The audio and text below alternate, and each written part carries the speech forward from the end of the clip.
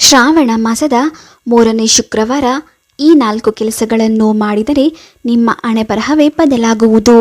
7 ತಪ್ಪುಗಳನ್ನು ಮಾಡಿದರೆ ಲಕ್ಷ್ಮೀದೇವಿ ನಮ್ಮಿಂದ ದೂರಾಗುವುದು ಗ್ಯಾರಂಟಿ. ಪ್ರಸ್ತುತ ಶ್ರಾವಣ ಮಾಸವಾಗಿರುವುದರಿಂದ ಈ ಮಾಸದಲ್ಲಿ ಬರುವ ಶುಕ್ರವಾರವನ್ನು ಶ್ರಾವಣ ಶುಕ್ರವಾರವೆಂದು ಕರೆಯಲಾಗುತ್ತದೆ.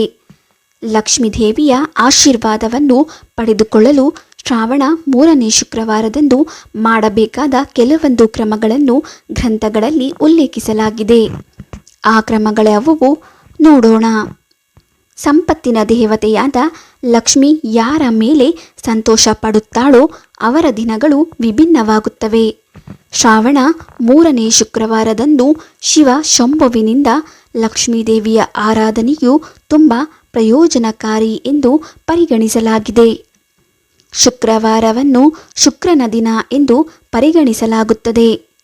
ಶ್ರಾವಣ 3ನೇ ಶುಕ್ರವಾರದ ಕೆಲವು ತಂತ್ರಗಳನ್ನು ಗ್ರಂಥಗಳಲ್ಲಿ ಹೇಳಲಾಗಿದೆ. ಈ ದಿನದಂದು ನಾವು ಏಲಕ್ಕಿಯಿಂದ ಕೆಲವು ಪರಿಹಾರಗಳನ್ನು ತೆಗೆದುಕೊಂಡರೆ ನಮ್ಮ ಹಣೆಬರಹವೇ ಬದಲಾಗುವುದು. ಉದ್ಯೋಗದಲ್ಲಿ ಪ್ರಗತಿ. ಎಷ್ಟೋ ಸಲ ಕಷ್ಟಪಟ್ಟು ಕೆಲಸ ಮಾಡಿದರೂ ಉದ್ಯೋಗದಲ್ಲಿ ಬಡ್ತಿ ಸಿಗುವುದಿಲ್ಲ, ಕಾರ್ಯಗಳು ವಿಫಲಗೊಳ್ಳುತ್ತವೆ. ಅಂತಹ ಪರಿಸ್ಥಿತಿಯಲ್ಲಿ ಶ್ರಾವಣ 3ನೇ ಶುಕ್ರವಾರದಂದು ಹಸಿರು ಬಟ್ಟೆಯಲ್ಲಿ 4 ಏಲಕ್ಕಿಗಳನ್ನು ಕಟ್ಟಿ ಅದನ್ನು ನಿಮ್ಮ ದಿಂಬಿನ ಕೆಳಗೆ ಇಟ್ಟು ಮಲಗಿ. ನಂತರ ಮರುದಿನ ಬೆಳಗ್ಗೆ ಯಾರಿಗಾದರೂ ದಾನ ಮಾಡಿ. 5 ಶುಕ್ರವಾರಗಳ ಕಾಲ ನಿರಂತರವಾಗಿ ಈ ಉಪಾಯವನ್ನು ಅನುಸರಿಸಿ. ಇದು ಉದ್ಯೋಗದಲ್ಲಿ ಬಡ್ತಿಗೆ ಅವಕಾಶಗಳನ್ನು ಸೃಷ್ಟಿಸುತ್ತದೆ ಎಂದು ನಂಬಲಾಗಿದೆ. ಹಣದ ಲಾಭ. ಕೈ ತುಂಬ ದುಡಿದರೂ ಕೈಯಲ್ಲಿ ಹಣ ನಿಲ್ಲದಿದ್ದರೆ ಈ ಏಲಕ್ಕಿಯ ಉಪಾಯ ಪರಿಣಾಮಕಾರಿ. ಶ್ರಾವಣ 3ನೇ ಶುಕ್ರವಾರ 5 ಸಣ್ಣ ಏಲಕ್ಕಿಗಳನ್ನು ಪರ್ಸ್ ಅಥವಾ ಹಣವನ್ನು ಇಡುವ ಸ್ಥಳದಲ್ಲಿ ಇರಿಸಿ. ಹೀಗೆ ಮಾಡುವುದರಿಂದ ಉಳಿತಾಯವು ಹೆಚ್ಚಾಗುತ್ತದೆ. ಸಂಪತ್ತು ಮತ್ತು ಸಮೃದ್ಧಿಯಲ್ಲಿ ಎಂದಿಗೂ ಕಡಿಮೆಯಾಗುವುದಿಲ್ಲ. ಮದುವೆಯಲ್ಲಿನ ವಿಳಂಬಕ್ಕೆ. ವಿವಾಹಿತ ಯುವಕನ ಅಥವಾ ಯುವತಿಯ ವಿವಾಹದಲ್ಲಿ ಅಡೆತಡೆಗಳು ಇದ್ದಲ್ಲಿ ಅಥವಾ ಸಂಬಂಧವು ಮುರಿದು ಹೋದರೆ ಶ್ರಾವಣ 3ನೇ ಶುಕ್ರವಾರದಂದು ಭೋಲೆನಾಥನ ದೇವಾಲಯದಲ್ಲಿರುವ ಶಿವಲಿಂಗಕ್ಕೆ ನೀರನ್ನು ಅರ್ಪಿಸಿ ಮತ್ತು 2 ಏಲಕ್ಕಿಗಳೊಂದಿಗೆ 5 ವಿಧದ ಸಿಹಿ ತಿಂಡಿಗಳನ್ನು ಅರ್ಪಿಸಿ. ಹಸುವಿನ ತುಪ್ಪದ ದೀಪವನ್ನು ಬೆಳಗಿಸಿ ಮತ್ತು ಶಿವ ಪಾರ್ವತಿಯ ಮುಂದೆ ಶಿವ ಚಾಲಿಸವನ್ನು ಪಠಿಸಿ. ಇದರಿಂದ ದಾಂಪತ್ಯದಲ್ಲಿ ಬರುವ ಅಡೆತಡೆಗಳು ದೂರವಾಗುತ್ತವೆ ಎಂದು ನಂಬಲಾಗಿದೆ. ಕೆಲಸದಲ್ಲಿನ ಅಡೆತಡೆಗಳನ್ನು ತೊಡೆದುಹಾಕಲು ನೀವು ಯಾವುದಾದರೂ ಶುಭ ಕಾರ್ಯಕ್ಕೆ ಹೋಗುವುದಾದರೆ ಕೈಯಲ್ಲಿ 3 ಏಲಕ್ಕಿಗಳನ್ನು ತೆಗೆದುಕೊಂಡು ಶ್ರೀ ಶ್ರೀ ಎಂದು ಹೇಳಿ ನಂತರ ಅವುಗಳನ್ನು ತಿಂದು ಮನೆಯಿಂದ ಹೊರಡಿ.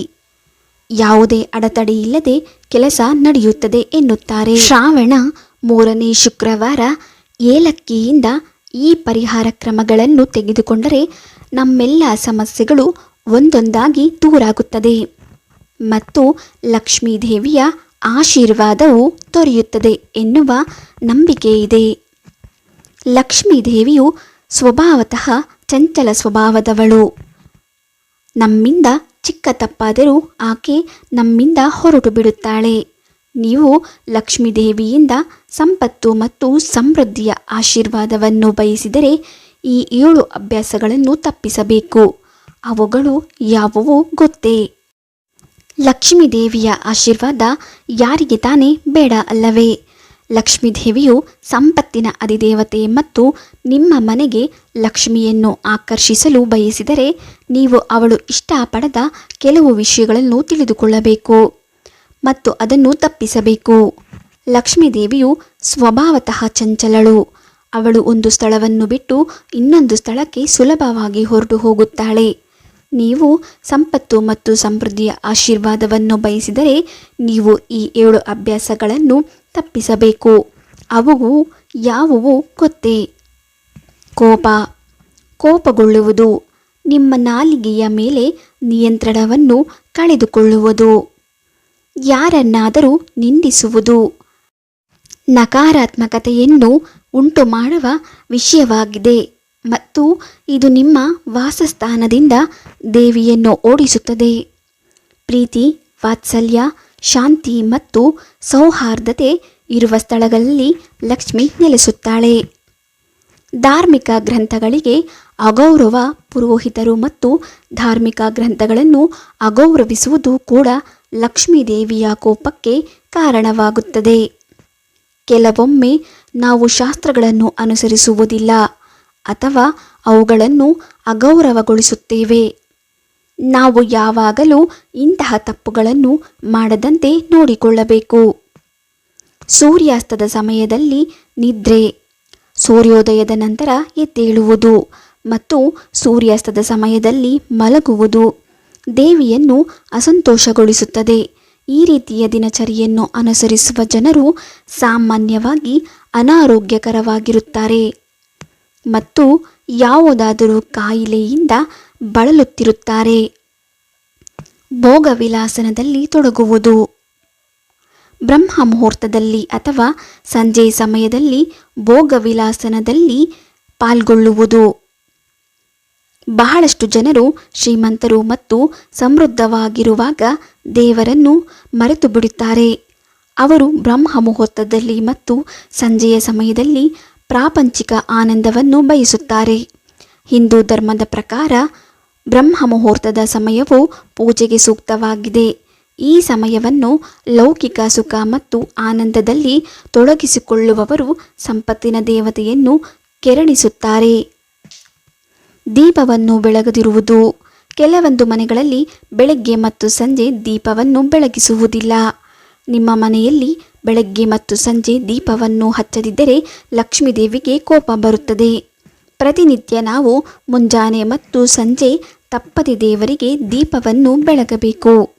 ಅಶುದ್ಧವಾದ ಬಟ್ಟೆ ಧರಿಸುವುದು, ಲಕ್ಷ್ಮೀ ದೇವಿಯು ಯಾವಾಗಲೂ ಶುದ್ಧತೆಯನ್ನು ಹೆಚ್ಚು ಇಷ್ಟಪಡುತ್ತಾಳೆ.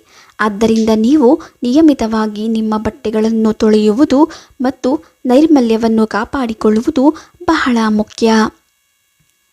ಸುತ್ತಲಿನ ಪರಿಸರವನ್ನು ಕೊಳಕಾಗಿಟ್ಟುಕೊಳ್ಳುವುದು, ಲಕ್ಷ್ಮಿಯು ಅಚ್ಚುಕಟ್ಟಾಗಿ ಮತ್ತು ಸ್ವಚ್ಛವಾಗಿರುವ ಸ್ಥಳದಲ್ಲಿ ನೆಲೆಸುತ್ತಾಳೆ.